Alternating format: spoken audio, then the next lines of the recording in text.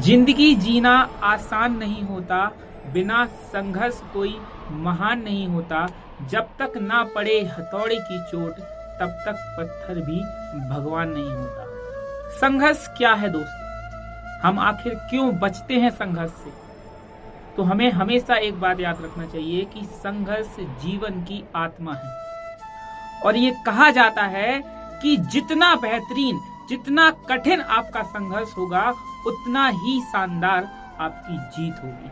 तो हमेशा हमें संघर्ष करते रहना चाहिए, क्योंकि ऐसा भी कहा गया है कि जो मुस्कुरा रहा है उसे दर्द ने पाला होगा, जो चल रहा है उसके पांव में छाला होगा, और बिना संघर्ष के इंसान चमक नहीं सकता, जो जलेगा उसी दिए में उजाला होगा।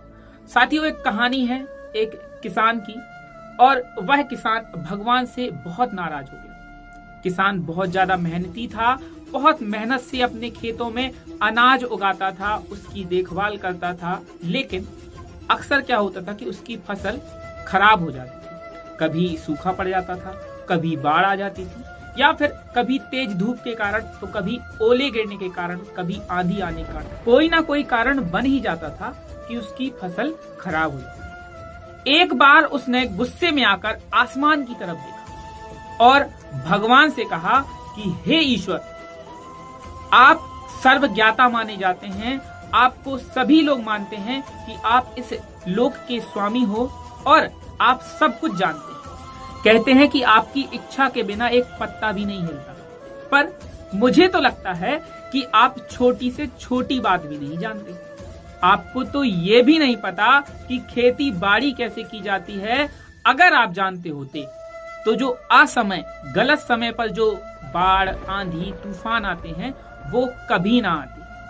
आप नहीं जानते हैं कि कितना नुकसान उठाना पड़ता है हम किसानों को। अगर आप मेरे हाथ में ये शक्ति दे दें कि मैं जैसा चाहूं, जब चाहूं वैसा मौसम कर दूं, फिर आप देखना मैं अन्न के भंडार लगा दूंगा। तो भगवान इस किसान के तीखे बोल वचन सुनकर मुस्कुरा रहे, और वो किसान के सामने प्रकट हुए और उससे बोले कि मैं आज से तुझे ये शक्ति देता हूं कि अपने खेतों पर तुम जैसा चाहोगे वैसा मौसम कर दोगे। मैं बिल्कुल भी दखल नहीं दूंगा, तुम्हारी इच्छा से ही सब होगा। और ऐसा सुनकर किसान बहुत खुश हो गया। किसान को लगा कि अब मैं अन्न के भंडार लगाकर भगवान को दिखा दूंगा कि शक्ति का सही इस्तेमाल किस प्रकार से किया जाता है।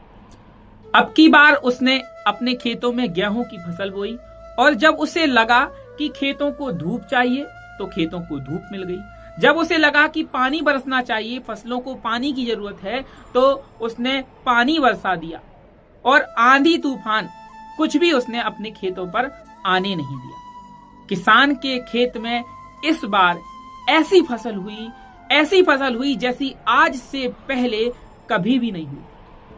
ऊंची, हरी भरी, लहलहाती हुई फसल उसके खेतों में हुई। मन ही मन वो बहुत खुश हो गया और सोचने लगा कि अब मैं सबूत के साथ दिखाऊंगा भगवान को कि शक्ति का सही इस्तेमाल कैसे किया जाता है। मेरी सफलता देखकर उन्हें अपने नियम जरूर बदलने होंगे।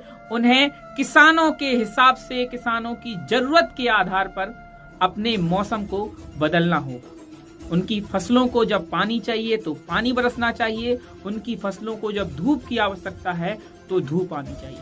यानी भगवान को अब अपने नियम बदलने ही पड़ेंगे। कुछ दिन गुजरे, फसल कटने को तैयार हो गई। किसान बड़ी उत्सुकता के साथ फसल काटने लगा, पर जैसे ही उसका ध्यान गेहूं की बालियों पर गया, तो जैसे उसने अपना सर ही पीट लिया। वो रोने लगा, चिल्लाने लगा और कहने लगा कि हाय, मैं तो लुट गया, ये मेरे साथ क्या हो। क्योंकि गेहूं की एक भी बाली के अंदर गेहूं का दाना नहीं था। सारी बालियां अंदर से खाली थी, खोखली थी। किसान बहुत रोया और उसने रोते हुए फिर से भगवान को पुकारा कि हे प्रभु, आपने मेरे साथ ये क्या कर दिया? क्या आपने मुझे कोई सजा दी है?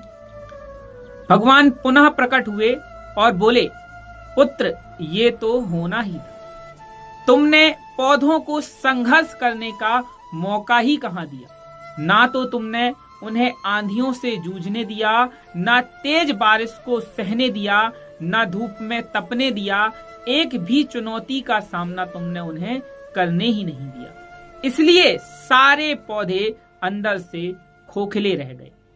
जब आंधी, तूफान, बारिश, तेज धूप पड़ती है, तभी ये पौधे अपने अस्तित्व को बचाने के लिए संघर्ष करते हैं और इसी संघर्ष से उनमें एक बल पैदा होता है जिसमें शक्ति होती है, ऊर्जा होती है, और यही ऊर्जा फूटती है गेहूं की बालियों में दाने की तरह। लेकिन इस बार नहीं फूटी, क्योंकि तूने उन्हें कठिन परिस्थितियों में गुजरने ही नहीं दिया। इन कठिन परिस्थितियों से ही उन गेहूं की बालियों के अस्तित्व का जन्म होता है, जो कि तूने उन्हें करने नहीं दिया, और इसीलिए तेरी सारी बालियां खाली हैं। एक भी गेहूं का दाना इसलिए नहीं है क्योंकि तूने अपने पौधों को संघर्ष कराया ही नहीं। याद रखिए, स्वर्ण में स्वर्णिम आभा तभी आती है जब वह आग में तपने, गलने और हथौड़े से पिटने जैसे संघर्षों से गुजरता है।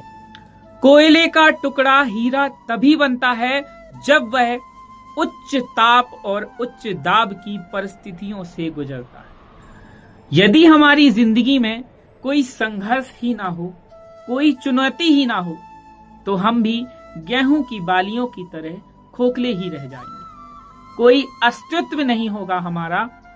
विपरीत परिस्थितियां और विपरीत चुनौतियां, समस्याएं हमें और अधिक निखारती हैं। यदि जीवन में मुश्किल परिस्थितियां आए, चुनौतियां आए, तो घबराना मत दोस्तों, बल्कि उनका सामना डटकर करना, विश्वास करना कि आप और अधिक निखर कर और अधिक मजबूत बनकर सामने आओ। इसीलिए तो कहा गया है दोस्तों, संघर्ष ही जीवन है और संघर्ष ही जीवन की आत्मा है। जय हिंद दोस्तों, मिलते हैं एक नए वीडियो के साथ। तब तक के लिए जय हिंद, जय भारत।